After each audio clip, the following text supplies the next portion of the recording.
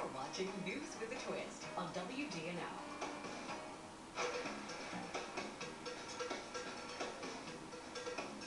So the high tomorrow is 70 and partly cloudy most of the day. However, the kids will need a sweater in the morning, Susie. Me too, maybe. 51 in the morning. You know, anything hovering around 69, 70 is too cold. Sweater weather for you, is Kinda, yeah. All right, now projects that's been nearly 10 years in the making. Yeah, before Hurricane Katrina, we met a man who was paralyzed after an accident he had when he was a teenager. But he wanted to do something big to help other people in wheelchairs. Okay, it's a story that's real New Orleans. Ryan Cutler. Scott Sanji has been confined to a wheelchair since he was 20, but he hasn't let that cramp his style. The first corporate wheelchair I got, I had to do something to make it more individualized to me. Inspired by the decked-out street bikes he'd seen on TV, Sanji had the idea to soup up his own ride. Our own Susan Roschen met Sanji before Hurricane Katrina, working with a local bike builder, Ivy Truss-Clare, whose custom rides have been featured on national TV. He believed in us way back when, and I believe in him. Susie followed the pair and their progress until the storm wiped out Truss-Clare's business. The bikes and equipment were gone, but Sanji's dream was not. And even after we were getting all the flooded equipment out the shop, he had called me and said, "Scott, I didn't throw you out of the wheelchair away. I saved everything." You know? So it's a little sentimental for me to help him out. You know? Fast forward to present day, and the team is back together. With the help of North Shore Customs, their latest project is called the Who Dat Cadillac.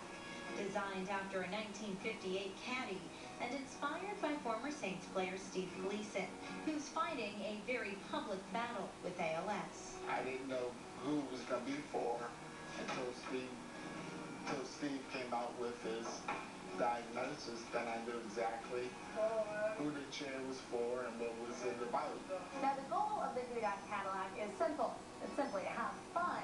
And I can tell you, I've been driving this thing around for quite some time today, and it will definitely put a smile on your face. Hopefully he can use it. I would enjoy him immensely to be able to drive it around and enjoy it with his son and family. If not, I think he can fetch a lot of money for his foundation. It's his chair. He can do whatever he wants with it. A wheelchair unlike any other, built by a man who refused to allow Mother Nature or his limited mobility to limit his imagination. Awesome. Here's a picture of Scott with Steve Gleason. He presented his scooter to Team Gleason this weekend at Gleason Garage. Scott also has a patent pending and hopes to create a business selling his custom chairs. This guy never gives up. He's really, truly a great person. That is awesome. Working so hard to just, you know, wheelchairs are not attractive. They're not cool. They're functional. And first he was thinking about himself, how he could have a functional, not a functional, souped up set of wheels for himself, he would say. And then he got this idea, well, hey, if we kind of build one chassis that will work, why not make them for other people too? And that seems to be what he's well on his way to do. Who Dat Caddy? The Who Dat Caddy, yeah. And you've been him a long time. I did, but he's never wavered in what he wants to do to help people. Good stuff.